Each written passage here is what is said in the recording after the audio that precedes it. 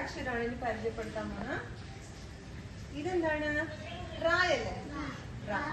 റാന്നിട്ടിട്ട് നീട്ടി വരച്ചിട്ട് ചെറിയൊരു കാല്. ഇതിനെന്താ പറയാ? പാ. എന്താ പറയാ? പാ. പാ.